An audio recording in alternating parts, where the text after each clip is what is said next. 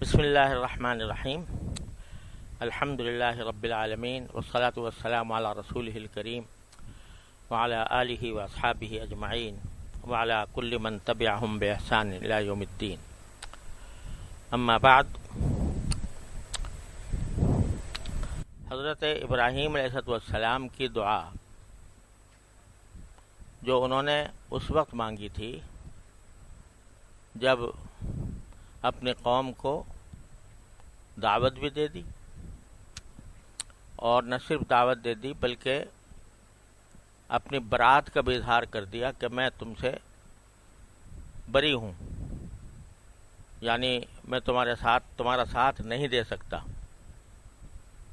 اور یہ بھی کہہ دیا کہ چونکہ تم شرک پر اڑے ہوئے ہو، اس لیے میرے اور تمہارے درمیان بغض، عداوت اور بغض پیدا ہو گیا ہے.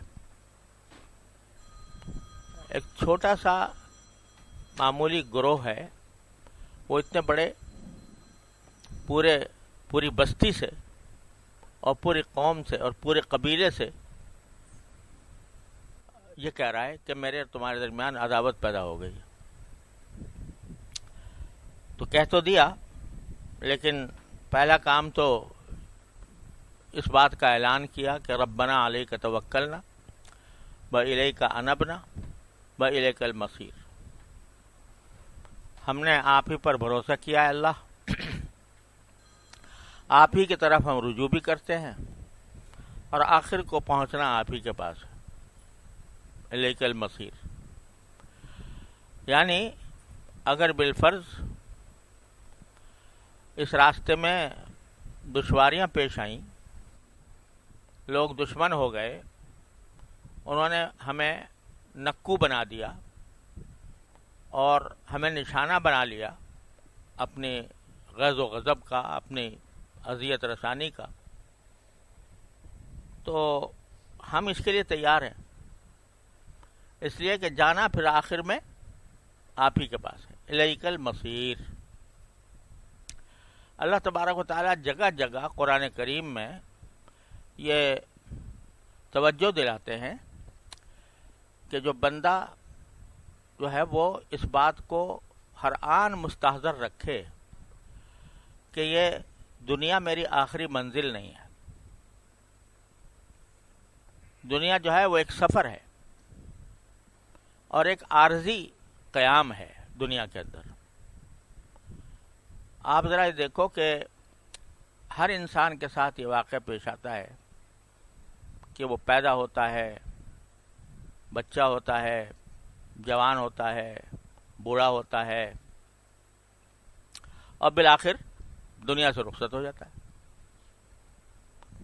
دنیا کی کوئی حقیقت ایسی نہیں ہے جو اس سے زیادہ مسلم ہو کہ ہر آدمی کو مرنا ہے. کوئی اس میں اختلاف کسی مسلمان کا، غیر مسلم کا، دہریوں کا، جو خدا کو بھی نہیں مانتے، وہ بھی آخر کار یہ ضرور مانتے ہیں کہ بھئی مریں گے ایک دن ہم.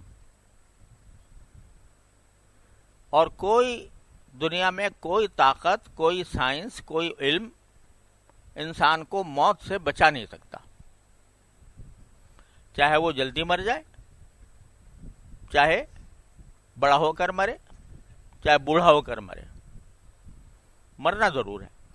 ایک یہ بات ایسی ہے کہ جس پر ساری دنیا کا اتفاق ہے، کوئی اس سے انکار کر ہی نہیں سکتا. ملحد ہو، دہریہ ہو، سیکولر ہو، لبرل ہو، کوئی ہو، اس سے کسی کو انکار نہیں ہو سکتا. ایک تو یہ حقیقت. دوسری حقیقت یہ کہ یہ کسی کو پتہ نہیں ہے کہ کب مرے گا. مجھے زندگی کا میرا ایک دن باقی ہے، آدھا دن باقی ہے، ایک ہفتہ ہے، ایک سال ہے، 10 سال ہے، 20 سال ہے، کسی کو اس کا پتہ نہیں. کوئی سائنس پتہ نہیں لگا سکتی کہ یہ آدمی کب مرے گا. بیٹھے بیٹھے چل پڑا، کتنے واقعات ہم آنکھوں سے دیکھتے ہیں کہ اچھا خاصا انسان ہے، ٹھیک ٹھاک ہے، صحت مند ہے، کھانا کھا رہا ہے، بھی بچوں سے بات چیت کر رہا ہے، سبھی کچھ ہے، اچانک کوئی دل کا دورہ پڑا ہے، ختم ہو گیا، اور دماغ کا ہیمریج ہو گیا تو ختم ہو گیا۔ اپنی آنکھوں سے ہم نے نظارے دیکھے۔ حضرت مولانا مفتی محمود صاحب رحمۃ اللہ علیہ، جو مشہور عالم ہیں اور بڑا اللہ تعالیٰ، بڑے شہرت اللہ تعالیٰ نے ان کو دی اور بڑا کام کیا انہوں نے، تو ایک مرتبہ انہوں نے ہمیں زکوٰۃ کا ایک مسئلہ تھا جس میں ہماری طرف سے جو فتویٰ جاری کیا گیا تھا اس میں، اور حضرت مفتی محمود صاحب رحمۃ اللہ علیہ نے جو فتویٰ جاری کیا تھا اس میں کچھ اختلاف ہو گیا کہ ہمارا فتویٰ کچھ اور تھا، ان کا کچھ اور تھا۔ حضرت مفتی صاحب سفر کر کے عمرے کے لیے تشریف لے جا رہے تھے، تو یہاں نوری ٹاؤن کے مدرسے میں تشریف فرما تھے، اگلے دن عمرے کو جانا تھا،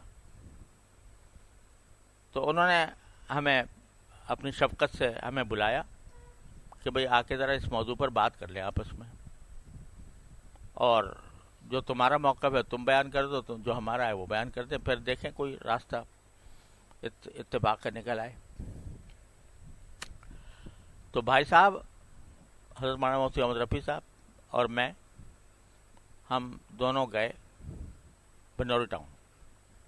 حضرت مفتی صاحب رحمۃ اللہ علیہ کا بڑا معاملہ شفقت کا تھا، اور اتنا پیار تھا یعنی گفتگو میں اور ہر چیز میں، تو انہوں نے، وہ بھی پان کھاتے تھے، ہم بھی پان کھاتے تھے، اور مفتی صاحب جو ہیں وہ بعض اوقات اپنی بے تکلفی میں، میرے پاس پان کا وہ ہوتا تھا ڈبہ بٹوا، تو ہیں چھوٹا سا ہوتا تھا، اب تو وہ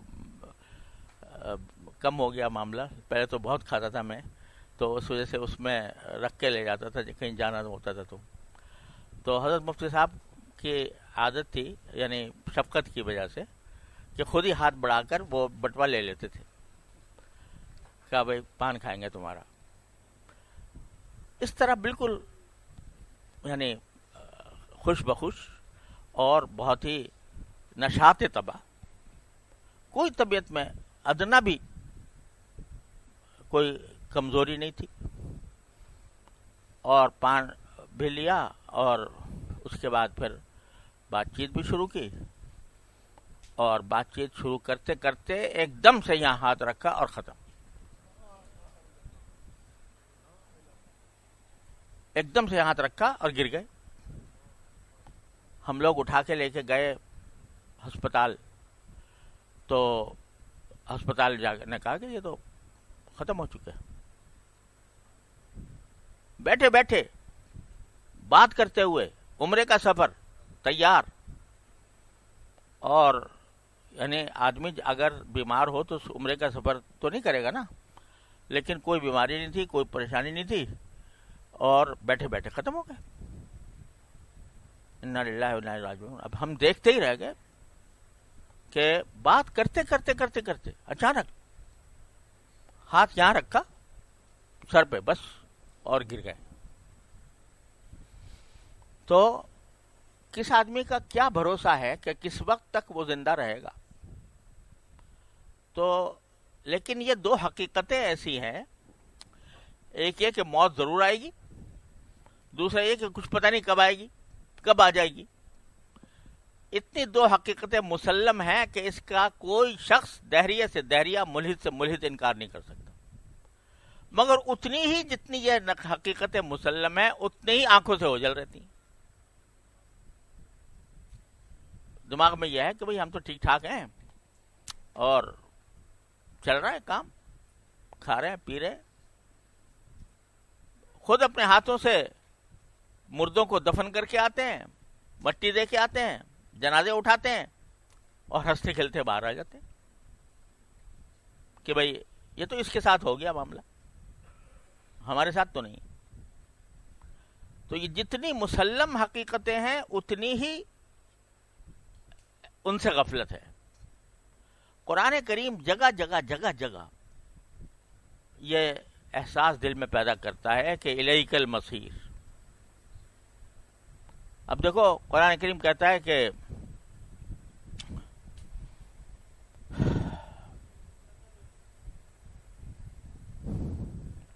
سورہ ملک کا جو دوسرا رکوع ہے وہ کیسے شروع ہوتا ہے؟ وَالَّذِي جَعَلَ لَكُمُ الْأَرْضَ ذَلُولًا فَامْشُوا فِي مَنَاكِبِهَا وَكُلُوا مِن رِزْقِهِ وَإِلَيْهِ النُّشُورُ۔ کہ کیا کہتا ہے کہ اللہ تعالیٰ نے تمہارے لیے زمین کو رام کر دیا ہے، جہاں سے چاہو جاؤ۔ فَامْشُوا فِي مَنَاكِبِهَا، اس کے اطراف میں چلتے پھرتے رہو۔ وَكُلُوا مِن رِزْقِهِ، اور اس نے جو رزق وہاں پر پیدا کیا وہ کھاتے رہو، چلے جاؤ۔ یعنی کھلی اجازت کہ بھائی اپنا رزق حاصل کرنے کے لیے، رزق حلال حاصل کرنے کے لیے دنیا بھر میں پھرو۔ فَامْشُوا فِي مَنَاكِبِهَا وَكُلُوا مِن رِزْقِهِ۔ جو لوگ سفر کرتے ہیں، دوسرے ملکوں میں جاتے ہیں اللہ تعالیٰ کا رزق تلاش کرنے کے لیے، کوئی ممانعت نہیں۔ یضربون فی الارض یبتغون من فضل اللہ، زمین میں سفر کرتے ہیں اور اللہ کا فضل تلاش کرتے ہیں، یعنی رزق تلاش کرتے ہیں۔ تو کلوا من رزقہ، کھاؤ، لیکن ہر وقت یاد رکھنا وإلیہ النشور، آخر میں جانا اللہ ہی کے پاس ہے۔ لہذا تمہاری چلت پھرت، تمہاری سفر، تمہارے نقل و حرکت، یہ سب تمہیں ہم نے جائز کر دی ہے، جائز حدود کے اندر رہ کر وہ سب کرتے رہو، لیکن یہ مت بھولنا کہ آخر میں جانا ہمارے پاس ہے۔ الیہ النشور، آخر میں ہمارے پاس آنا ہے۔ جگہ جگہ یہ حقیقت اللہ تبارک و تعالی اس کو یاد دلاتے ہیں کہ وہ غافل انسانوں، تم نے ساری اپنی زندگی کا محور جو ہے وہ چند چیزوں کو بنا رکھا ہے، زیادہ سے زیادہ راحت مل جائے، زیادہ سے زیادہ آرام مل جائے، زیادہ سے زیادہ لذت مل جائے، لیکن اگر تم اس کے ساتھ یہ جملہ لگائے رکھو کہ الیہ النشور، جانا اسی کے پاس ہے، تو پھر تمہاری یہ ساری دوڑ دھوپ جو ہے نا، یہ سب عبادت بن جائے گی، اگر یہ ذہن میں ہو کہ ان کے پاس جانا ہے، اور ان کے پاس جانے کے بعد کیا ہونا ہے کہ مجھے اپنے ہر قول و فعل کا جواب دینا ہے، ہر چیز ریکارڈ ہو رہی ہے، منہ سے کوئی لفظ نکل رہا ہے وہ بھی ریکارڈ ہو رہا ہے، جو کام کر رہا ہے وہ بھی ریکارڈ ہو رہا ہے، آخر میں پہنچنا ان کے پاس ہے، اللہ تعالیٰ کے پاس ہے۔ یہ احساس پیدا کرنے کے لیے اللہ تبارک و تعالیٰ جا بجا قرآن کریم بھرا ہوا ہے اس سے، کہ اس لیے تاکہ غافل انسان اس سے غفلت نہ برتے، اپنی موت سے غفلت نہ برتے، موت کے بعد آنے والے حالات سے غفلت نہ برتے، کیا ہونے والا ہے میرے ساتھ اس کا۔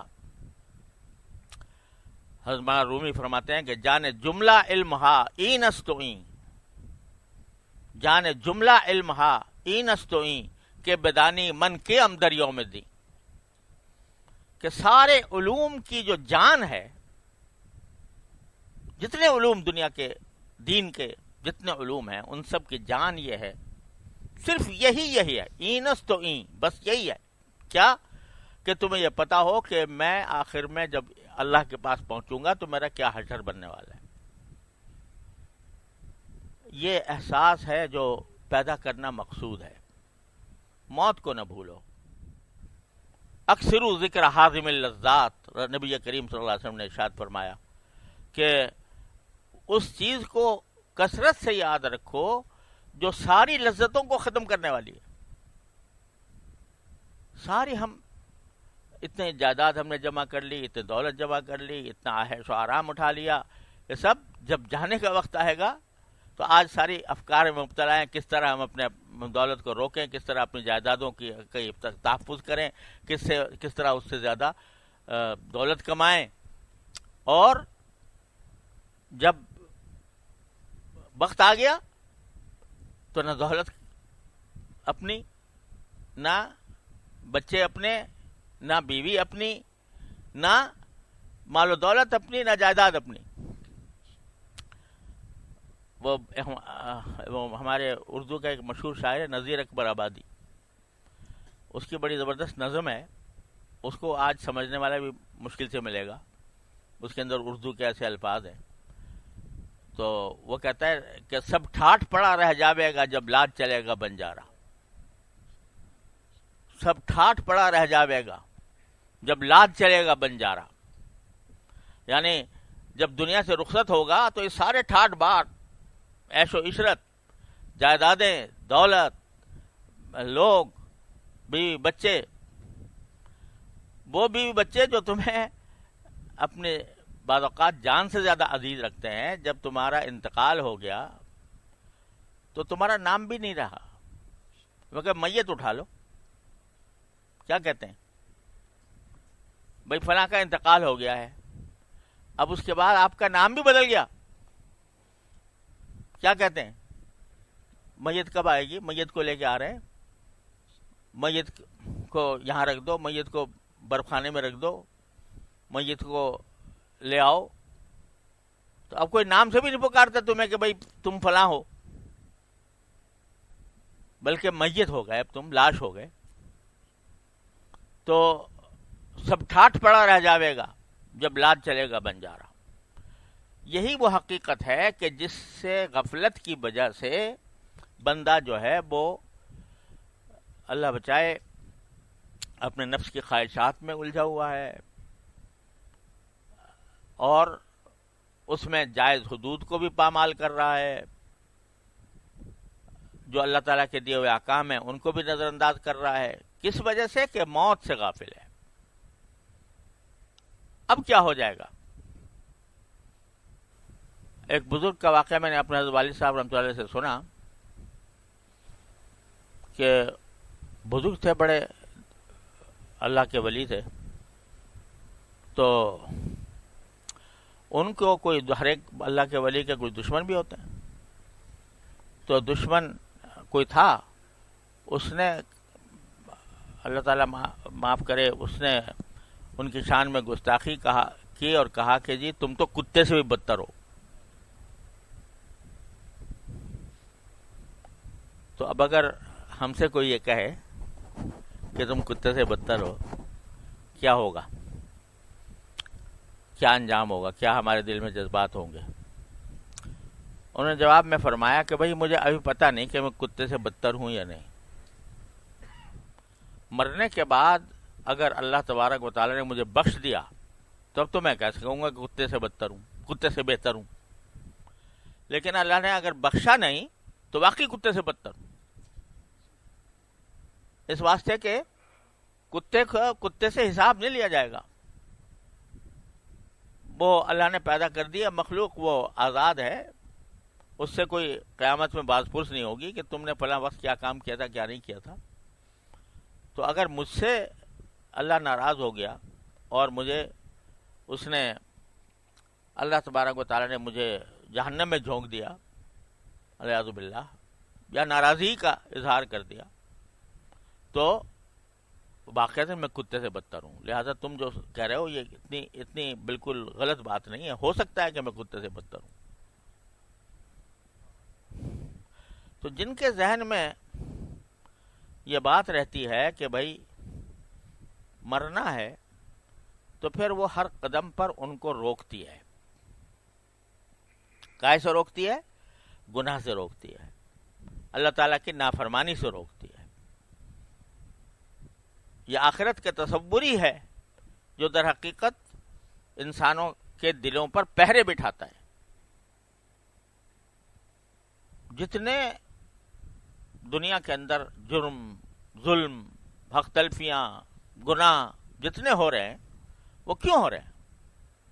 اس لیے کہ انسان اللہ تبارک و تعالیٰ کے سامنے پیش ہونے سے غافل ہے. جو حدیث میں آتا ہے کہ لا یزنی الزانی حین یزنی وہو مومن ولا یسرق السارق حین یسرق وہو مومن. زنا کرنے والا جس وقت الیاذ باللہ زنا کرتا ہے تو وہ مومن نہیں ہوتا، اور جس وقت چوری کرنے والا چوری کرتا ہے تو اس وقت وہ مومن نہیں ہوتا۔ اس کے یہ معنی نہیں ہے کہ وہ کافر ہو جاتا ہے، معنی یہ ہے کہ ایمان کا جو تقاضا تھا کہ وہ اللہ کو یاد رکھتا اور اللہ تعالیٰ کے سامنے پیشی کو یاد رکھتا، وہ بھولے ہوئے ہوتا ہے۔ جب وہ بھولا ہوا ہے تو اس لیے گناہ کر رہا ہے۔ آپ ذرا دیکھو کہ بد نظری ہے مثلا، نظر کا غلط استعمال، آج کل بد نظری کا تو ایک طوفان، اس کے اسباب اور وسائل کا ایک طوفان برپا ہے۔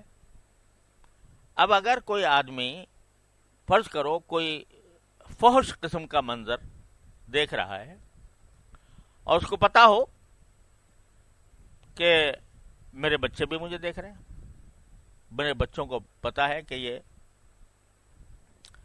میں یہ کام کر رہا ہوں، کرے گا؟ اگر کرے گا تو کب کرے گا؟ خلوت میں کرے گا، تنہائی میں کرے گا۔ لیکن اگر اس کو پتہ چل جائے کہ جی فلاں کے دیکھنے کا احتمال ہے، ہو سکتا ہے میرے بچے مجھے دیکھ لیں، ہو سکتا ہے میرا استاد مجھے دیکھ لے، ہو سکتا ہے میرا باپ مجھے دیکھ لے، اس حالت میں تو کرے گا؟ نہیں کرے گا۔ کیوں؟ اس واسطے کہ اس سے ڈر ہے کہ بدنام ہو جاؤں گا، میری پٹائی ہو جائے گی، مجھے کیا کہے گی مخلوق، کیا کہے گی۔ تو مخلوق کا ڈر تو ہے،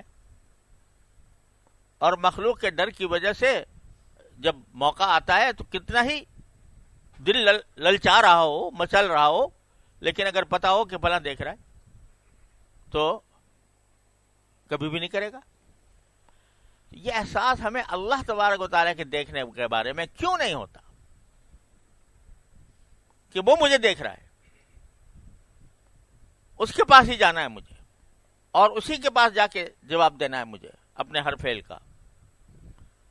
یہ احساس جب تک پیدا اس وقت تک نہیں ہوتا جب تک کہ عقیدہ آخرت کا اور اللہ تعالیٰ کے سامنے پیش ہونے کا جب تک دل میں جاگزین نہ ہو جائے۔ عقیدہ عقیدے کے طور پر تو ہے، پوچھ لو کسی مسلمان سے کہ بھائی کیا ہمیشہ رہو گے زندہ، یا اللہ تعالیٰ کے پاس جانا ہے؟ جواب کیا ہوگا؟ کہ جانا ہے۔ پوچھو کسی مسلمان سے کہ اپنے اعمال کا جواب دینا ہوگا اللہ تعالیٰ کو یا نہیں ہوگا، کیا کہے گا؟ جواب دینا ہے۔ لیکن یہ سب عقیدہ ہے، دل میں ہے، دماغ میں ہے، عقیدہ ہے، مگر یہ حالت نہیں بنی، یہ حال نہیں بنا، یہ کیفیت نہیں بنی کہ ہر وقت انسان کو یہ احساس ہو کہ مجھے اللہ دیکھ رہا ہے۔ حضرت عبداللہ ابن عمر رضی اللہ عنہ کا واقعہ ہے، وہ کہیں سفر میں جا رہے تھے تو ایک چرواہا جو ہے وہ مل گیا وہاں، کوئی ہوٹل ریسٹورینٹ تو ہوتے نہیں تھے کہ بھئی کھانا کا وقت آیا تو کہیں ریسٹورینٹ میں جا کے کھانا کھا لیں۔ ایک چرواہا بکریاں لیے چرا رہا تھا، تو اس سے کہا کہ بھائی یہ بکریاں ہیں، میں مسافر ہوں، تو تم ایسا کرو ایک بکری مجھے دے دو اور پیسے مجھ سے لے لو، میں اپنا سفر میں اس کو ساتھ رکھوں گا۔ اس نے کہا جی بکریاں میری نہیں ہیں، میرے کسی اور کی ہیں، اس کو کیا جواب دوں گا؟ تو کہنے لگا، تو انہوں نے حضرت عمر نے ایسے ہی ان کو امتحان لینے کے لیے ان سے کہا کہ بھائی کیا مشکل معاملہ ہے، تم مجھے بکری دے دو گے میرا فائدہ ہو جائے گا، اور میں تمہیں پیسے دے دوں گا اس سے تمہارا فائدہ ہو جائے گا، اور جو مالک پوچھے گا کہ کہاں گئی بکری تو کہہ دینا بھیڑیا کھا گیا، بھیڑیے تو کھاتے ہی رہتے ہیں بکریوں کو۔ جو ہی حضرت نے یہ جملہ اس سے کہا تو ایک دم سے وہ بولا فَأَيْنَ اللَّهُ، پھر اللہ کہاں گیا؟ یعنی وہاں تو کہہ دوں گا میں اور بچ جاؤں گا، لیکن جو اللہ مجھے دیکھ رہا ہے اس کو کیا جواب دوں گا؟ اب یہ دل میں بیٹھا ہوا ہے عقیدہ آخرت، اور وہ صرف عقیدہ نہیں ہے بلکہ اس کا دھیان ہے ہر وقت، اور اس کی طرف توجہ ہے کہ میرا کوئی عمل ایسا نہ ہو جائے جو اللہ تبارک و تعالیٰ کو برا لگے اور اس کے نتیجے میں مجھے اس کا عذاب بھگتنا پڑے۔ صحابہ کرام رضی اللہ تعالیٰ عنہم اجمعین کے اندر اللہ تعالیٰ نے نبی کریم صلی اللہ علیہ وسلم نے اور قرآن کریم نے یہ حقیقت جو ہے کہ آخر میں اللہ کے پاس جانا ہے، یہ دلوں میں اس طرح بٹھا دی تھی کہ اول تو جرم سرزد نہیں ہوتا تھا، کیونکہ خیال ہر وقت موجود ہے اللہ دیکھ رہا ہے اور اللہ کے سامنے جواب دینا ہے۔ اگر ہو گیا کبھی تو خود آ کے پیش کر رہے ہیں نبی کریم صلی اللہ علیہ وسلم کی خدمت میں اپنے آپ کو، یا رسول اللہ ہمیں پاک کر دیجیے، ہم سے یہ گناہ ہو گیا۔ خاتون ہے، وہ آ کے کہہ رہی ہے کہ یا رسول اللہ مجھ سے گناہ ہو گیا، مجھے پاک کر دیجیے، اور یہ بھی پتا ہے کہ پاک کرنے کا کیا مطلب ہے، کہ اس کی سزا جو ہے وہ سنسار کرنا، پتھروں مار مار کر ہلاک کر دینا ہے، مگر خود پیش کر رہی ہے آ کر طاہر نہیں یا رسول اللہ۔ اللہ جل جلالہ نے نبی کریم صلی اللہ علیہ وسلم نے فرمایا کہ اعراض کیا، منہ موڑ لیا، یعنی بات سنی انسنی کر دی، پھر آ گئی دوبارہ کہ مجھے پاک کیجیے، پھر سنی انسنی کر دی، پھر آ گئی، 4 مرتبہ آ کے یہ کہا، اور پتا ہے کہ اس کے نتیجے میں میرے اوپر پتھر پڑیں گے اور پتھر مار مار کر مجھے ہلاک کر دیا جائے گا، لیکن بار بار آ رہی ہے۔ تو رسول کریم صلی اللہ علیہ وسلم نے فرمایا کہ اچھا جب تم نے یہ اقرار کر لیا تو تمہیں بے شک تم پر جو اللہ کا حکم ہے وہ جاری کیا جائے گا، مگر تم حمل سے ہو اور گناہ تم نے کیا ہے، تمہارے بچے نے نہیں کیا، لہذا ہم تمہارے اوپر سزا جاری نہیں کر سکتے۔ یہ بچہ پیدا ہونے کے بعد یہ تمہارا دودھ پیے، اور جب تمہارے دودھ سے مستغنی ہو جائے اور وہ کھانا خود کھانے لگے اس وقت آنا۔ یہ کہہ کے بھیج دیا، نہ کوئی FIR درج ہوئی، نہ کوئی پرچہ کٹا، نہ کوئی پولیس پیچھے لگائی گئی، نہ کوئی ضمانت لی گئی کہ بھائی آئے گی ضرور۔ اب آپ اندازہ کیجئے کہ بچہ ہو جاتا ہے، ماں بن جاتی ہے، بچے کی محبت، اس کے اوپر شفقت، ماں کی مامتا، کیا کچھ ان چیزوں نے اس کو زندہ رہنے پر آمادہ نہیں کیا ہوگا، لیکن بچہ ہوا، دودھ پلایا، 2 سال دودھ پلایا، اور پھر آ گئی رسول کریم صلی اللہ علیہ وسلم۔ اس طرح آئی کہ بچے کے منہ میں روٹی کا ٹکڑا ڈال کر، کیا رسول اللہ اس کو دودھ پلا کر اس قابل ہو گیا ہے میرا بچہ کہ یہ روٹی کھا سکے؟ تو اس وقت ان پر سزا جاری کی گئی، اور سزا جاری کر کے نبی کریم صلی اللہ علیہ وسلم نے نماز جنازہ پڑھائی اس کی، اور نماز جنازہ جب پڑھانے لگے تو عمر نے کہا کہ یا رسول اللہ یہ خاتون تو ایسی تھی جس سے ایسا گناہ سرزد ہوا تھا، آپ اس کی نماز جنازہ پڑھا رہے ہیں؟ تو آپ نے فرمایا عمر اس نے گناہ بے شک ہوا تھا اس سے، لیکن توبہ اس نے ایسی کی ہے کہ اگر وہ توبہ جو انہوں نے کی ہے وہ اگر سارے اہل مدینہ پر تقسیم کر دی جائے سب کی مغفرت ہو جائے.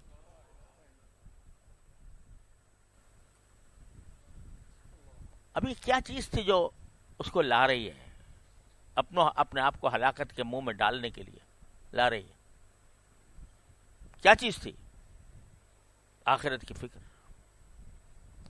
ایک دو نہیں، سینکڑوں مثالیں ہیں صحابہ کرام کے زمانے میں. وہ کیوں؟ اس لیے کہ آخرت کا عقیدہ اور اس پر بھروسہ کہ ہمیں ایک دن اللہ کے پاس جانا ہے، یہ ہر آن دل میں پیوست تھا، دل میں پیوست تھا. اس کی وجہ سے آدمی گناہ کرنے سے اول تو گناہ سے پرہیز کرتا تھا، اور اگر کبھی سرزد ہو بھی گیا تو توبہ، استغفار، شرمندگی، اللہ کے سامنے رونا، گڑ گڑانا، یا اللہ یہ مجھ سے گناہ ہو گیا، مجھے معاف کر دیجیے.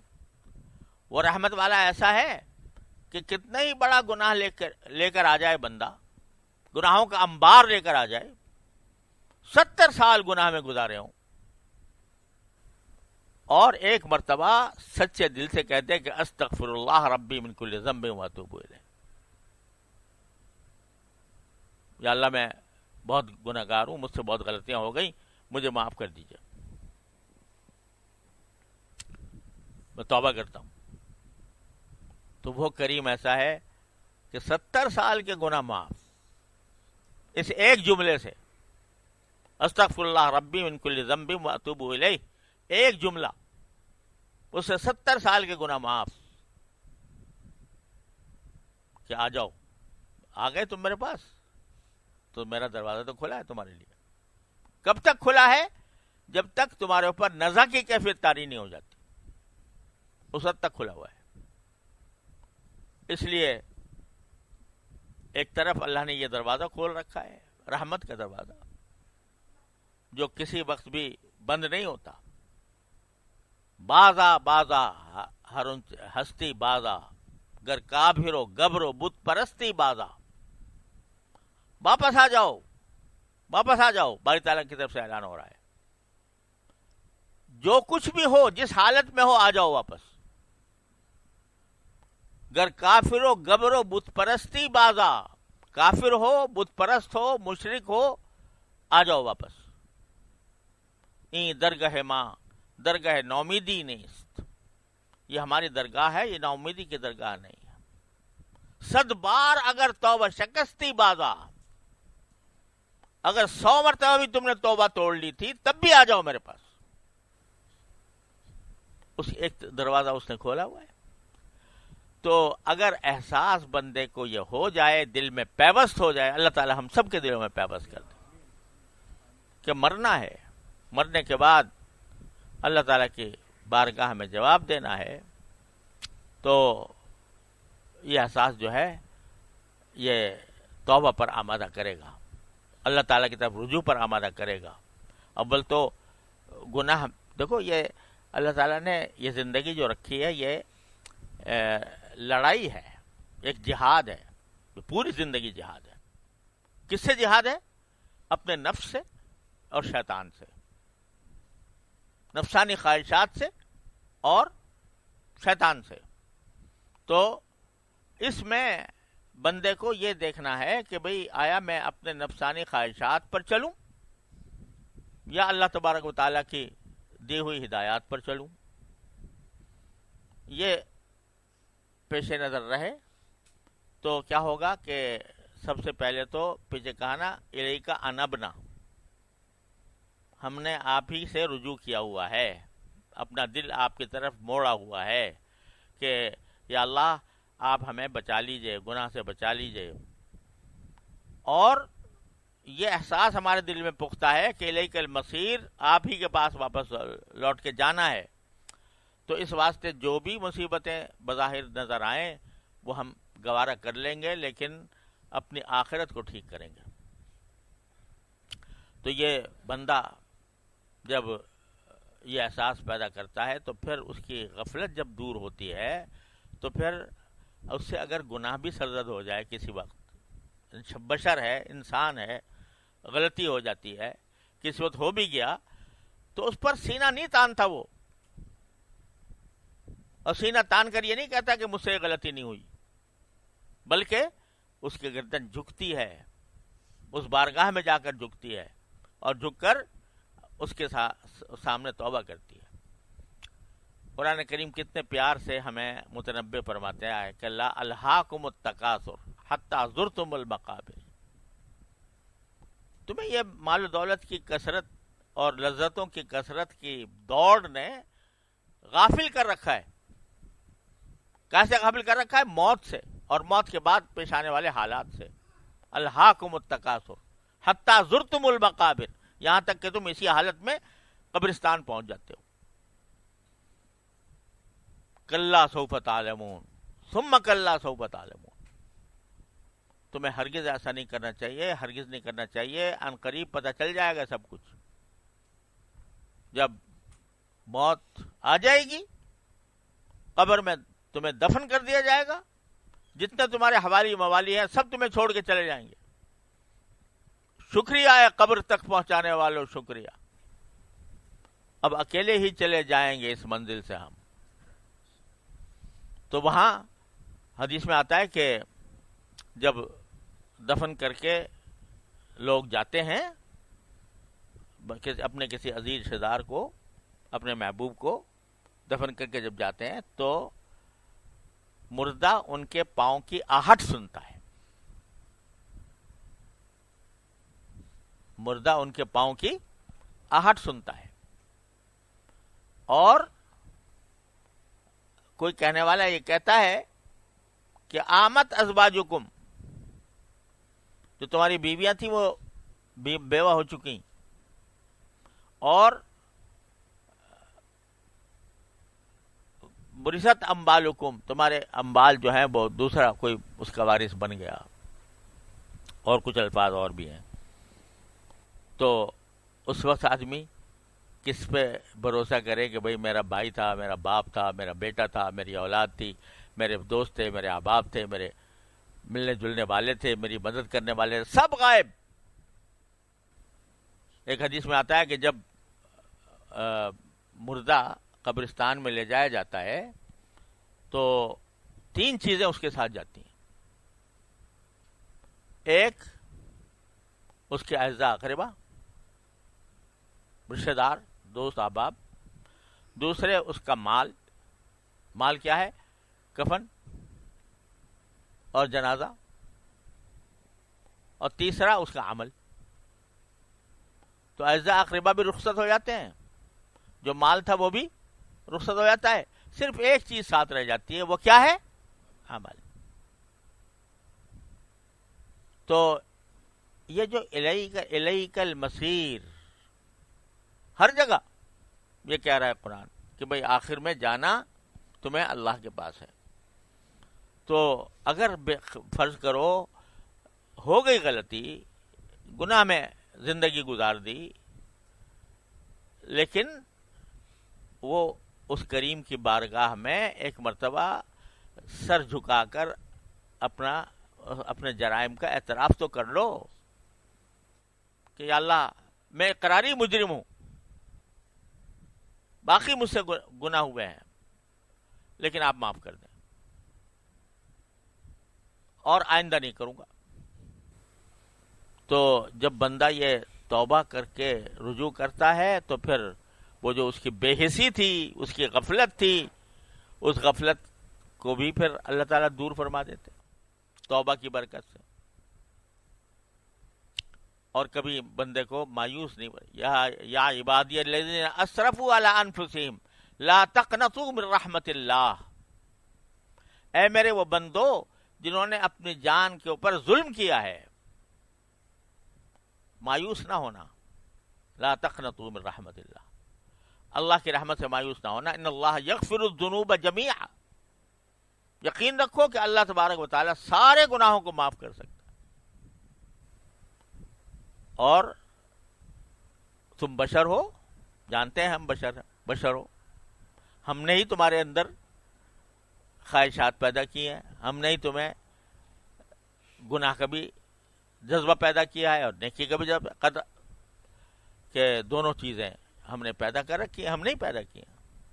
تو ہم جانتے ہیں کبھی کبھی پھسل جاؤ گے.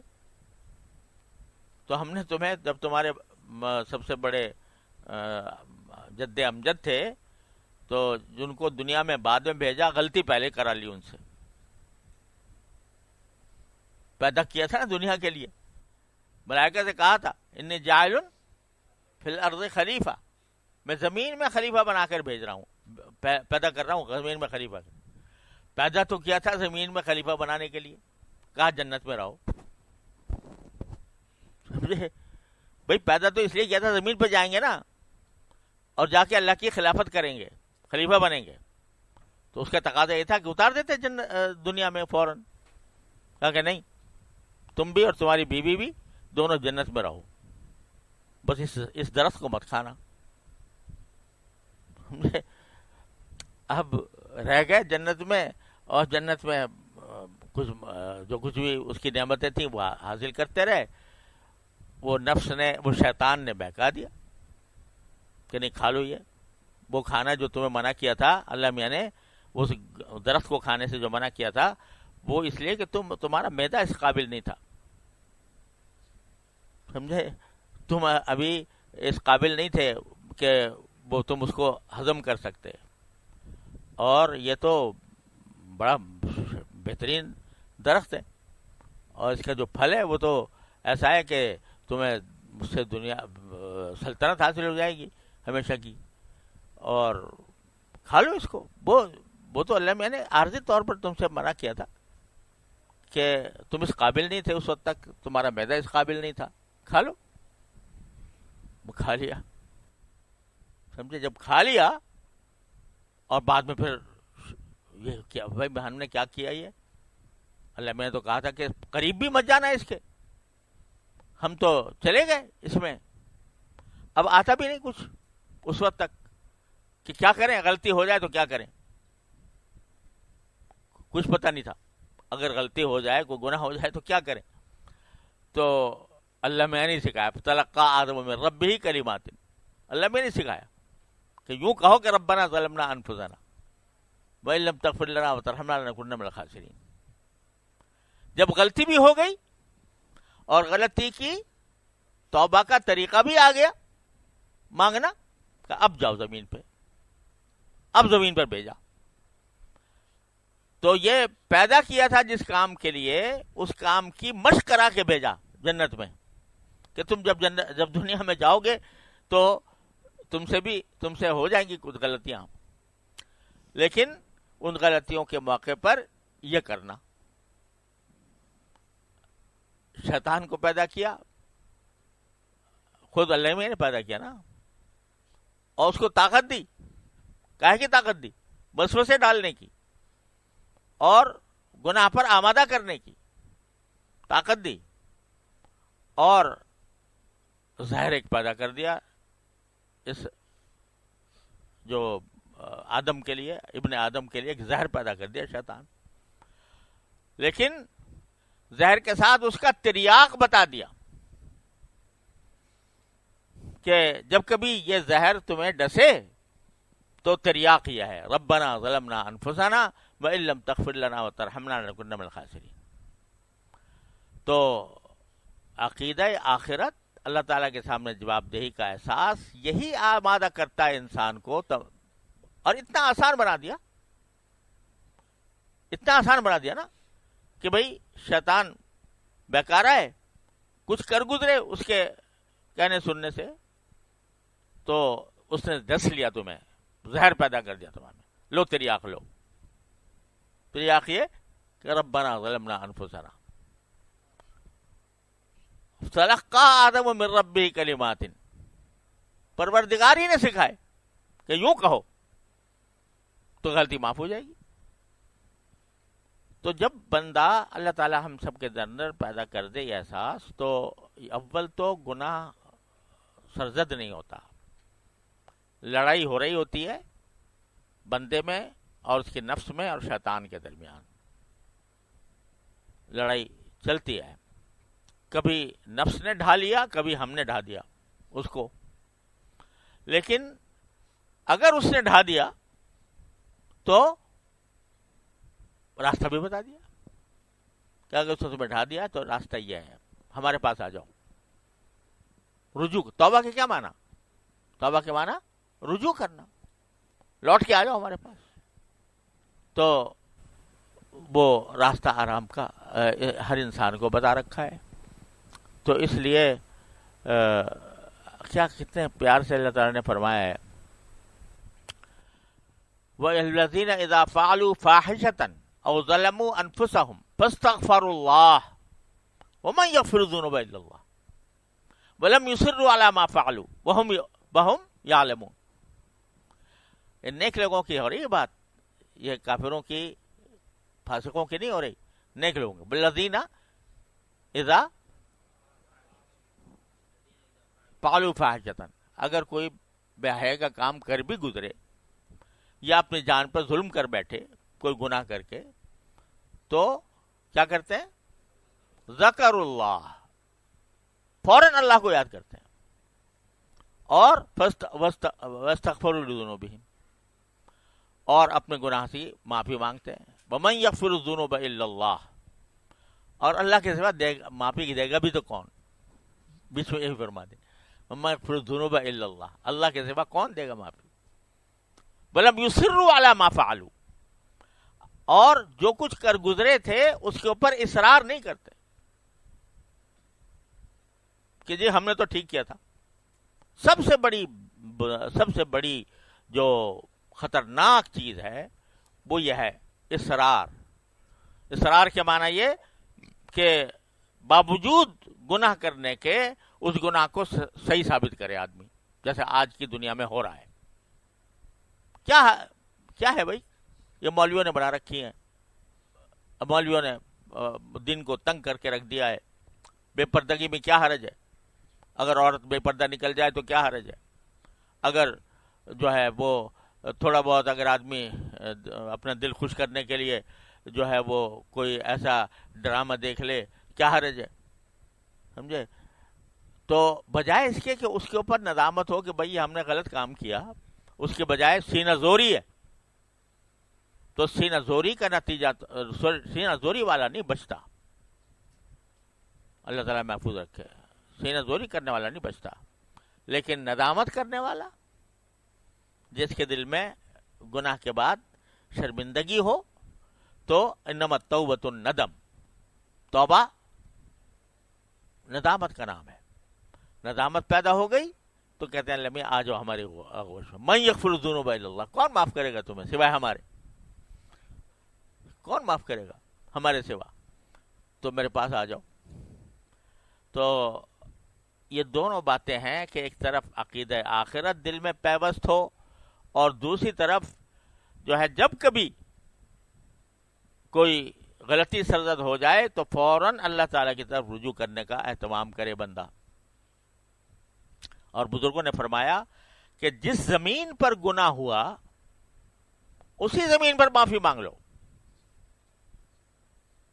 جس زمین پر گناہ ہوا اسی زمین پر معافی مانگ لو, جیسے جا کے جو زمین تمہارے گناہ کی گواہی دے وہ تمہارے توبہ کی بھی گواہی دے. دیر نہ کرو, دیر نہ کرو, فوراً وہیں کے وہیں معافی مانگ لو. تو آدمی ایک طرف دھیان رکھے اللہ تبارک و تعالیٰ کی بارگاہ میں حاضری کا, اور دوسری طرف جب غلطی ہو تو سینہ زوری کرنے کے بجائے اللہ تعالیٰ کی بارگاہ میں حاضر ہو کر معافی مانگ لے. بس یہ سارے تصوف کا خلاصہ سمجھ لو. یہ ہے, اپنی طرف سے کوشش کرتے رہو, غلطی ہو جائے معافی, اللہ تعالیٰ کے دربار میں حاضر ہو کر معافی مانگتے رہو, انشاءاللہ بیڑا پار ہو جائے گا. اللہ تبارک و تعالیٰ انشاءاللہ بخش دیں گے. اللہ تعالیٰ یہ باتیں ہمارے قلوب میں اس طرح پیوست کر دے اپنی رحمت سے کہ یہ نکلے نہیں, اور کوئی دن ہمارا استغفار سے خالی نہ ہو, توبہ سے خالی نہ ہو. نبی کریم صلی اللہ علیہ وسلم کے بارے میں آتا ہے حدیث میں کہ آپ دن میں 70 مرتبہ استغفار کرتے تھے. اب 70 مرتبہ جو ہے نا وہ بظاہر یہ عدد مراد نہیں ہے، بلکہ مطلب ہے کہ بکثرت استغفار فرماتے تھے. وہ ذات جس سے گناہ سرزد نہیں ہوتا،